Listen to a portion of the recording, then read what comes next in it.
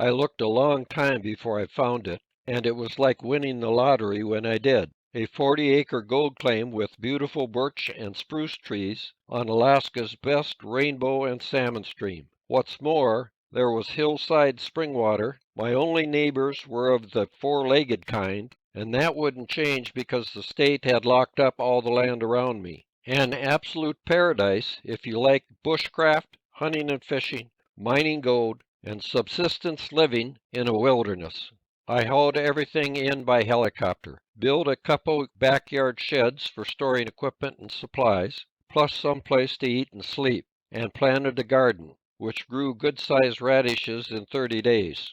Not many folks know it, but you can live on salmon and vegetables a really long time, and I owned rights to a river full of 5 species of salmon, along with lots of rainbows. Old-time Alaskans still say they can walk 100 miles on a pocket full of dried salmon strips. It's the fat that keeps you going.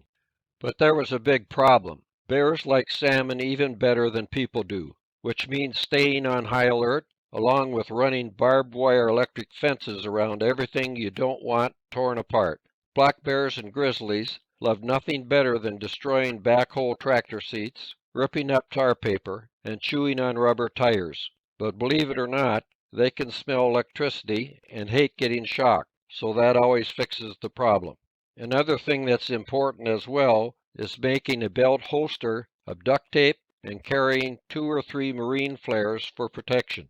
You can put the fear of God in the biggest, hungriest bear around in a millisecond with 4-foot red-hot fire shooting out like a flamethrower. They head for the hills in a hurry. Genuine survival locations require safe drinking water, a shelter where you can stay warm and dry, and food resources that will keep you alive over the long term. In addition, you won't live long without insect repellent, a hunting rifle that can also be used for self-protection, a good knife, and a foolproof way of starting fires. My opinion is that your bug-out destination should offer at least 30 days of safety, or you must keep looking for a better one. Think like an old-time outlaw and find a permanent hideout that can keep you going for at least a month. I've often stayed all by myself for weeks at my bug-out gold mine and enjoyed every minute of it. Who wouldn't?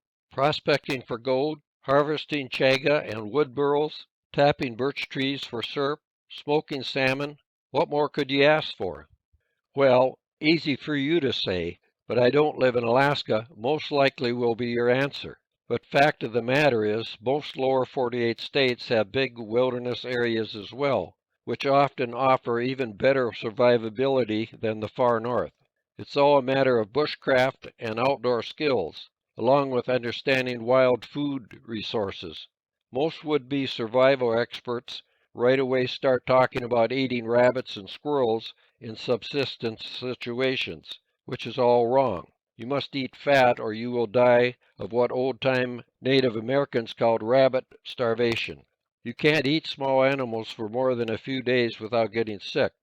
That's why Eskimos thrived on seals, walrus, and whales, and that's why Indians made pemmican, which consisted of dried meat powder mixed with tallow, think fat, in a 1-to-1 ratio, fortified with wild berries, and stockpiled it for years. Getting to the bottom line, carp, trout, suckers, and whitefish will keep you alive a long time, just like salmon, while starvation will set in if you only eat northern pike and walleyes. Rather than carrying fishing line and hooks in your survival kit, you're much better off with a small gill net to catch those less popular bottom feeders. True survival experts can hide out along most rivers and eat well, just like the ancient people did so long ago. In 10 days or so, I will upload my book, Alaska is Made of Gold, Buying an Alaska Gold Mine, for your listening. It will detail lots more about far north gold mining. Watch for it, please subscribe, and click the like button.